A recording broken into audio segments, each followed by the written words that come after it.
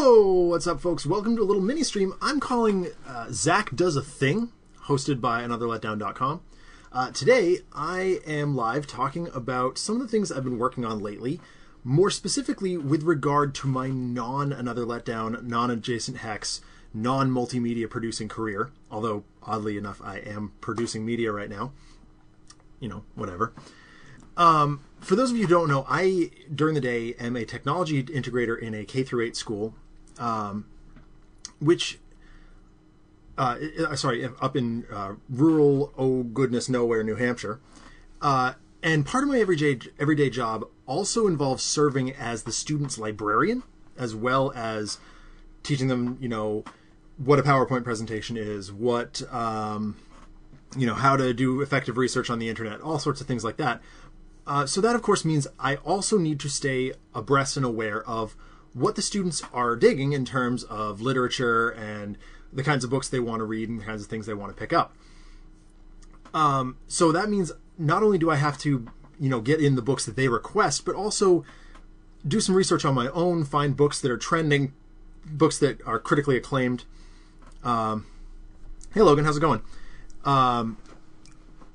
This is going to be a little bit different than some of my other streams, so we'll see how it works out. So with that in mind, I want to talk quickly about a book that I am super fond of that I just finished over the weekend. It is called Revolt at the Beach. It is by C.P. Payne. It is the 8th book in the Youth in Revolt series. So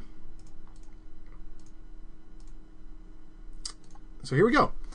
So yeah, Revolt at the Beach is the 8th book about the family of Twisps. Now, you might ask yourself, who the devil are the Twisps? Well, the Twisps are a very, very crazy, messed up family. Specifically focused around a character called Nick Twisp. And the story is partially his and partially that of his sons, Nick the Second. The Twisp family drama begins with Nick Twisp on a series of misadventures, finding himself hopelessly in love with a girl and being unable to satisfy his teenage lust. Author C.P. Payne doesn't really deviate too far from his original plot in Revolt at the Beach, but the story does take place some 40 years after the events of the original story and does bear a fair amount of maybe coincidental, probably not, storytelling elements and plot devices, etc. This time, of course, though, Nick is 53 years old, I think. And let's be honest here, nobody wants to hear the trials and tribulations of a 53-year-old man. Yeah, 53. And so the story this time is told from his son's point of view, through a series of journal entries, which I think works really well for what C.P. Payne is trying to get across. It provides only one perspective on the story, which means you don't get to, or as a reader, you don't get to see what's going through other characters' heads. For example, with regard to one of the main characters, Sheenie Saunders, who is the longtime object of affection for the original Nick Twisp. C.P. Payne has posted on his website that only Sheenie knows what goes through Sheenie's head, which is really interesting because we get the same limited perspective on the whole plot as the character who's telling the story. So this limitation on perspective really allows the reader and the author to zero in on the emotions that, in this case, Nick Twisp Jr. is feeling, and the events become more visceral and easy to experience. One of my favorite bits actually comes up as early as page 36, where Nick Jr. wakes up with a cockroach crawling in his ear. So here's a cockroach, and it says, Saturday, May 23rd. I woke up in the middle of the night with something moving in my ear. It was a blank cockroach. I say blank because I do try to run a PG stream here. I guess I might have yelled pretty loud because my new dad rushed in to investigate. His only comment, that's not typical roach behavior. So what did I get, the Marco Polo of roaches? The roach born to explore? I was just about ready to call up my ex-dad and tell him to come get me. I could return to Indiana, watch taller dudes date Avery, take my final exams, and spend summers sorting stinky laundry. I'd probably do it too, except the last part sounds just slightly worse than roaches burrowing directly into my brain. I stuffed wadded up toilet paper in my ears as bug shields and went back to bed. It took me a long time to get back to sleep after that monumental gross out. The book is full of cool and incredibly detailed descriptions like that of such things as being hypnotized. Now, I can't be hypnotized. I guess my dad calls it a disbelief in hypnotism. I don't know if that's what it is. I've tried. I don't fall asleep. It doesn't work for me. But the descriptions in the book from the main character's point of view, because it's written in a first-person journal style, is very specific in a way that I feel like I'm actually like falling asleep the way he is. He describes a girl putting her hands on the back of his neck and being so focused on that feeling that he just goes out. He just falls under. And it doesn't end just there. The emotions of being abandoned by a parent with a stranger you've hardly met, not wanting to return home for fear of a psychologically abusive father, as you saw in the brief passage that I read, falling in love for the first time, stage fright, poverty, and sudden wealth, even. The plot of the real plot of the book begins with Nick Davidson being abandoned by his mother, and who was fleeing from a failing marriage. And Nick Davidson, or Nick Twisp II, ends up being dumped with his biological father, Nick Twisp, the original Nick Twisp from Youth in Revolt, the original book, in a dingy apartment infested with cockroaches. And through a little bit of sneaking around, maybe stealing some phone numbers here and there, and doing some Googling, investigating things, he finds that his family, his biological family, is actually a group of fairly famous, if not well-to-do, actors. And he steals their phone numbers and calls them up, and he gets a hold of his brother. Now, his brother is Scott Twisp, and Scott sort of takes him in, introduces him to his girlfriend, and they start hanging out. They start getting to know each other a little bit better. And then the elder Twisp starts bringing the younger to family gatherings, and the family begins to start to warm up to him. And what we discover through the course of the novel is the elder Twisp, while being sort of... sorry, this streamer runs on Duncan. Not a sponsor. The elder Twisp is his acting career is sort of falling apart, as is his marriage. So he's running out of money really fast, and their either mother-in-law or an elder in the family convinces the elder Twisp to turn the original book, Youth in Revolt, into a film, casting the now newly discovered younger Twisp as the original character. Which you can imagine has its benefits and its drawbacks. Obviously, working under the direction of A, an amateur director, and B, your father can get pretty hairy. Although the family does convince the younger Nick Twisp to sign on as the lead role when they tell him, through no amount of blackmail and sort of side deals, that he can cast his crush / girlfriend as the female lead. What really tickles my funny bone is the production of the movie within the book. It reminds me an awful lot, and no joke, an awful lot of a film called The Room. The Room, for those who don't know, is a cult classic, a bit of a cult classic movie, and this gentleman you see on the screen here is Tommy Wiseau. He's sort of the well, he described the room has been described as the Citizen Kane of bad movies, and as a matter of fact, the book that I finished just most recently before Revolt at the Beach was called The Disaster Artist, and it was actually about the creation of the room, and it details directors, the director not having a real clear idea or not being able to communicate a clear idea of what he was trying to get across, conflicting points in the script, crew members coming and going constantly, actors changing mid-take, manipulative bankrolls and producers and actors and directors and whatever, all coming together to create what was ultimately my personal favorite disaster.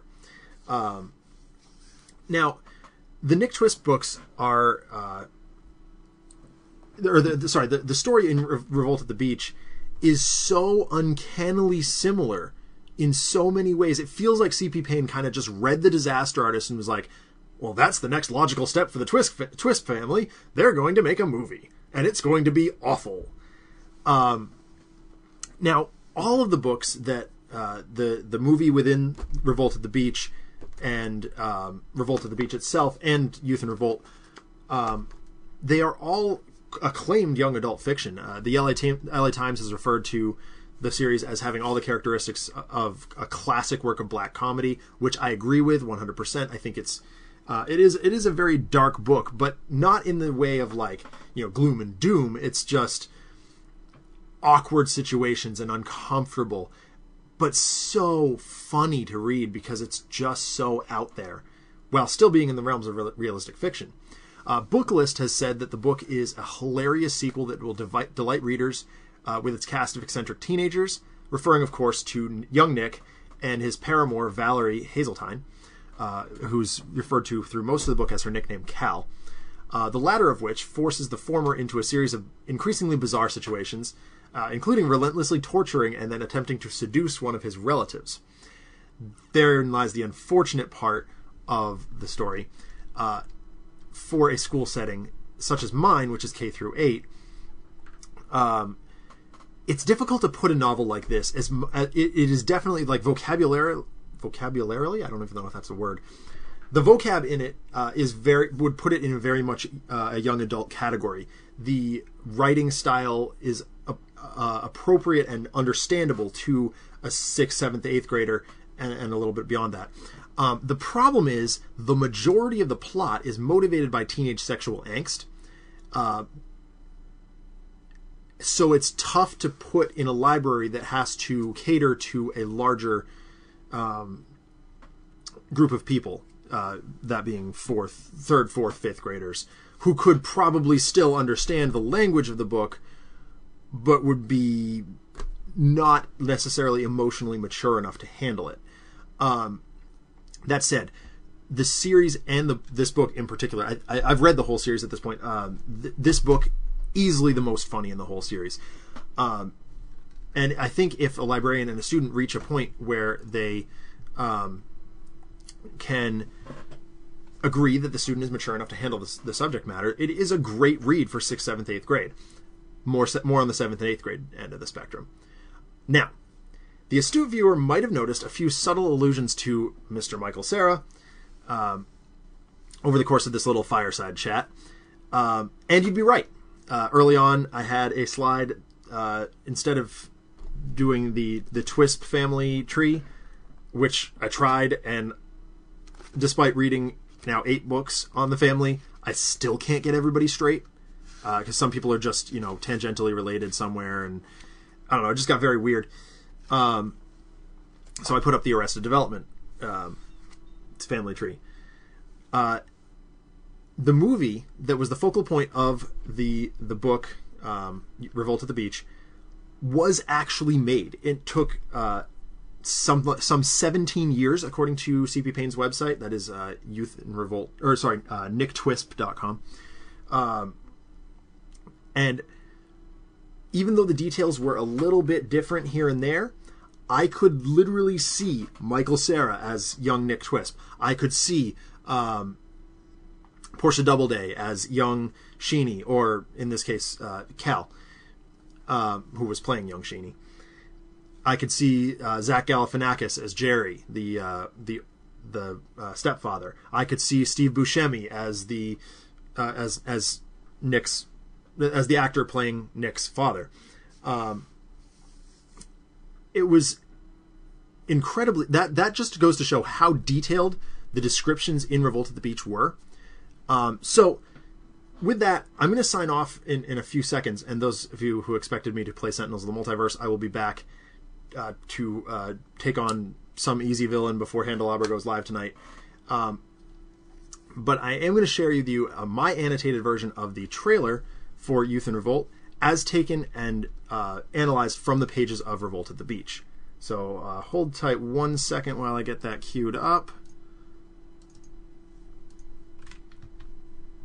And here it is. Alrighty. So this is not my work. This is Dimension Films, just as a forewarning. So here we go. So the film opens up. You see, it does take place, or the film is set in the same era as the original Youth in Revolt book. But you can see some elements like the cars and the clothing that are not necessarily consistent with the aesthetic that was established in the original book. For Nick, interestingly, there was a huge part of Revolt in the Beach that explained the efforts that they went through to try and get some of the materials and props that they needed to simulate the aesthetic on a very, very shoestring budget. One of the characters, Trent Preston, is a successful actor, and he amongst a couple of other members of the Twist fam, and this movie was not a terribly shoestring budget, but not a super high budget either. They talk about having to cut this scene with the car in the original script. They talk about having to turn one set from.